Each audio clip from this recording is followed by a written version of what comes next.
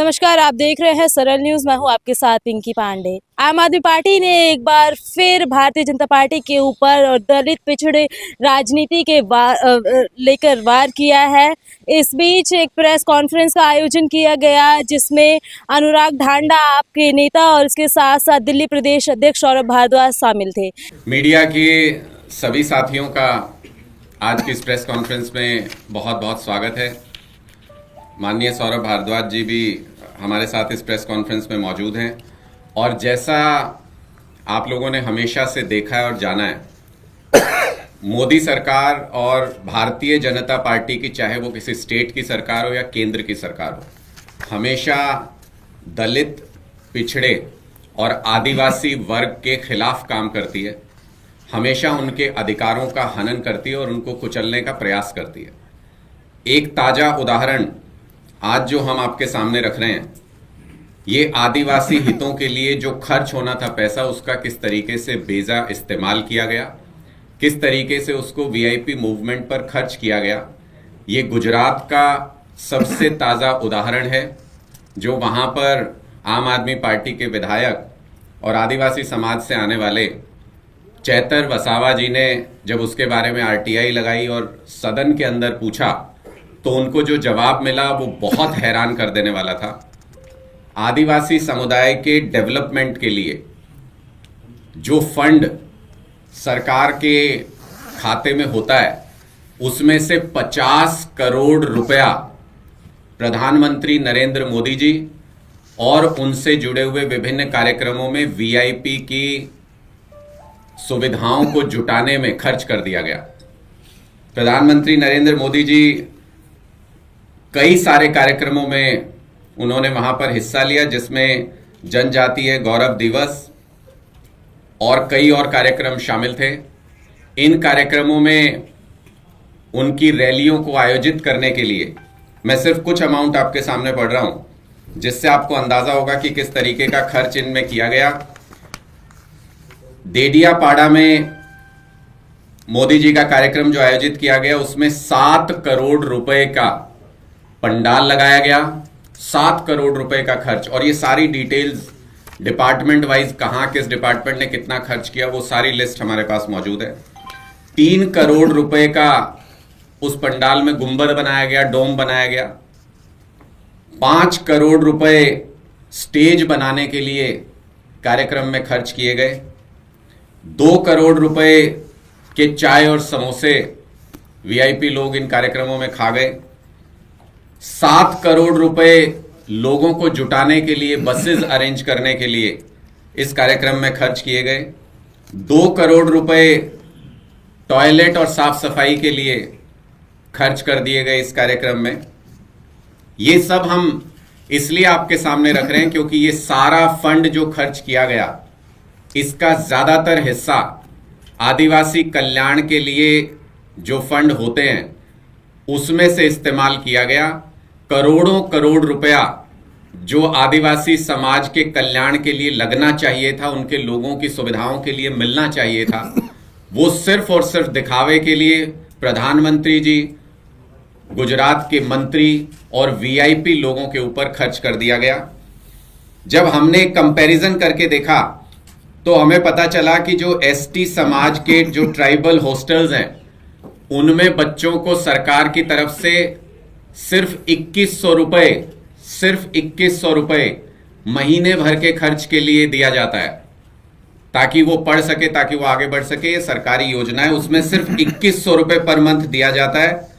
और यहां के अगर आप एक्सपेंसेस देखेंगे तो 1-2 कार्यक्रमों के ऊपर ही 50 करोड़ रुपया उसी आदिवासी कल्याण फंड में से खर्च कर दिया गया। अगर इस पैसे को सही तरीके से इस्तेमाल किया जाता तो कितने आदिवासी समाज के बच्चों को सुविधाएं दी जा सकती थी, आदिवासी समाज के लिए डेवलपमेंट के काम किए जा सकते थे, ये आप खुद अंदाजा लगा सकते हैं। लेकिन जैसा मैंने शुरुआत में कहा कि भारतीय जनता पार्टी दलित, पिछड़े समाज और आदिवासी वर्ग को हमेशा से दबाती कुचलती रही है और उनके पैसों का बेजा इस्तेमाल अपने वीआईपी कार्यक्रमों के लिए करती रही है। हमारी ये स्पष्ट तौर पर मांग है, जो आज गुजरात के अंदर भी प्रेस कॉन्फ्रेंस करके आम आदमी पार्टी की गुजरात यूनिट ने इसको बहुत डिटेल में इसको सामने रखा है। हमारी ये स्पष्ट तौर पर ये मांग है कि आदिवासी कल्याण फंड में से जितना भी पैसा खर्च किया गया उसकी एक इंडिपेंडेंट तरीके से प्रॉपर जांच करके जो भी लोग इसके लिए दोषी हैं उन लोगों पर सख्त कार्रवाई होनी चाहिए और आदिवासी कल्याण फंड का पैसा सारा का सारा इन नेताओं और इन अफसरों से वसूला जाना चाहिए। मैं सौरभ भारद्वाज जी से भी रिक्वेस्ट करूंगा कि वो इस मुद्दे पर अपनी बात रखें। नमस्कार दोस्तों, मैं तो बार बार ये फिगर्स में गिन रहा हूँ 1, 10, 100, 10,000 लाख 10 लाख करोड़। मतलब मैं हैरान हूँ।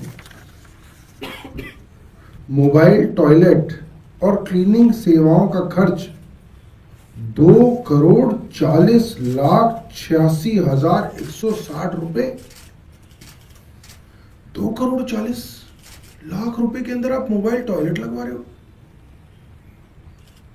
आप कहते थे केजरीवाल जी के बंगले में सोने का कमोड है, ये तो भाई प्लेटिनम का कमोड लग रहा है मुझे। प्लेटिनम भी इससे कम रेट में आ जाएगा।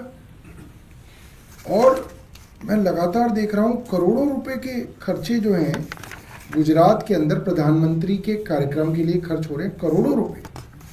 उस गुजरात में जहां पे प्रधानमंत्री चुनाव से पहले एक स्कूल चाहते थे जिसके अंदर वो अपनी शूटिंग कर सकें, और वो स्कूल नहीं मिला तो नकली स्कूल बना के उन्होंने एक कंप्यूटर लैब बना के उसमें शूटिंग करी। उस गुजरात में जहां ये हालत है शिक्षा की, आदिवासियों की, वहां पे करोड़ों रुपए का खर्च प्रधानमंत्री के एक कार्यालय में पड़ता है। मैं चाहूंगा वो लोग जिन्होंने अरविंद केजरीवाल जी के समय में बने मुख्यमंत्री आवास, जो अभी वही है, केजरीवाल जी लेके नहीं गए, वही है अभी, उस मुख्यमंत्री आवास के विषय में कम से कम 1.5 साल तक टेलीविजन पर बहस चलती रही, स्टोरीज चलती रही, गेस्ट बुलाए गए। मुझे लगता है कि इस पर थोड़ी चर्चा तो होनी चाहिए। 50 करोड़ रुपए कार्यक्रम के लिए, तो बहुत बड़ी लूट है। कल मैंने देखा आरटीआई के अंदर पूछा गया, बीबीसी द्वारा आरटीआई लगाई जा रही है कि भाई ये जो प्रधानमंत्री आवास बन रहा है सेंट्रल विस्टा में, इसमें कितना पैसा खर्च हो रहा है। सरकार की हिम्मत नहीं है कि वो ये बता दे कि प्रधानमंत्री आवास में कितना पैसा खर्च हो रहा है। कह रहे नहीं, ये तो नेशनल सिक्योरिटी का मामला है। जैसे अगर किसी को पता चल जाएगा यहाँ पे कितने लाख या कितने करोड़ के मार्बल लगे हैं तो इससे पता नहीं क्या हो जाएगा। मुख्यमंत्री आवास के अंदर क्या लगा क्या नहीं लगा, पूरी पीडब्ल्यूडी की फाइलें निकाल के टीवी पर दिन रात चलाई गई। उसमें कोई सेफ्टी सिक्योरिटी का कोई मामला नहीं था। एलजी ने खुद अंदर पूरी की पूरी वीडियोग्राफी कराई, मीडिया को दी गई, दिन रात चलाई गई, ट्विटर पे, फेसबुक पे, व्हाट्सएप पे। उसमें कोई किसी की सेफ्टी सिक्योरिटी की दिक्कत नहीं थी।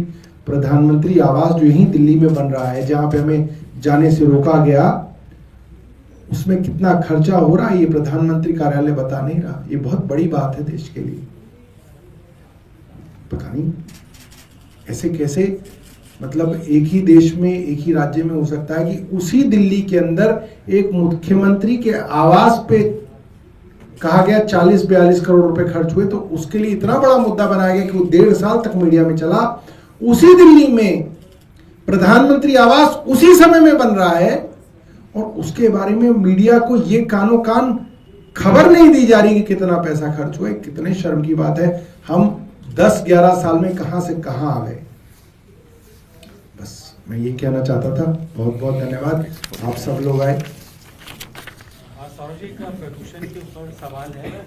जो सरकार भी मैंडेटरी कर चुकी है कि पीयूसी नहीं है तो आपको फ्यूल नहीं मिलेगा। उसके कैमरा जो लगे थे ऑटोमेटिक नंबर प्लेट रिकॉग्निशन, वो काम नहीं करते। फिर जब सवाल किया गया तो सिरसा जी बोले, पर्यावरण मंत्री, कि ये पिछली सरकारों का घोटाला है जिसकी वजह से कैमरा काम नहीं करता। ऐसा है, मोहल्ला क्लिनिक तो बंद कर दिए, वरना सिरसा जी का इलाज वहां कराते हम। मगर कहीं ना कहीं उन्हें अपना इलाज कराना चाहिए सरकारी खर्चे पे, क्योंकि उनको इतनी भी जानकारी नहीं है कि ट्रैफिक पुलिस के high speed cameras Delhi police द्वारा लगाए जाते हैं, केंद्र सरकार की है, अमित शाह उसके मंत्री हैं। कुछ भी अनाप शनाप बोलते हैं, वो वही मंत्री हैं। मीडिया भूल गई होगी, मगर मुझे याद है, मैं आपको याद दिला दूं, वो वही मंत्री हैं। मंत्री बनते ही उन्होंने मीडिया में डिक्लेयर किया कि हम पुराने व्हीकल्स को सड़क पर नहीं चलने देंगे, पेट्रोल डीजल नहीं देंगे। उसके बाद CAQM का ऑर्डर आया, उसके बाद दिल्ली में हाहाकार मचा, और उसके बाद उस चीज को भी उन्होंने पुरानी सरकार पे डाल के वो वापस ले लिया, और अब दोबारा सुप्रीम कोर्ट CAQM चला गया और दोबारा से वो बंदिशें लगा दी। ये वही सिरसा जी हैं जो बस प्लेन में चढ़े ही नहीं, बाकी उन्होंने उस जो क्लाउड सीडिंग वाला जो प्लेन था उसका बाकी सारा पोस्टमार्टम करके बता दिया मीडिया को, यहां से उड़ेगा, वहां चलेगा, वहां बारिश होगी, इसके अंदर ऐसा होता है, वो वहां से जाएगा, यहां से जाएगा। तो बारिश नहीं हुई दोस्तों, पूरा सीजन निकल के खत्म हो गया, बारिश नहीं हुई। सिरसा जी बताने के लिए तैयार नहीं है कि क्या हुआ भाई उस बारिश का, और जो करोड़ों रुपए आपने फूंक दिया उसका क्या हुआ। उल जुलूल बातें पूरे दिन करते हैं। उनसे कहिए कि थोड़ा सा अपना जो है स्वास्थ्य के ऊपर अपना ध्यान दें।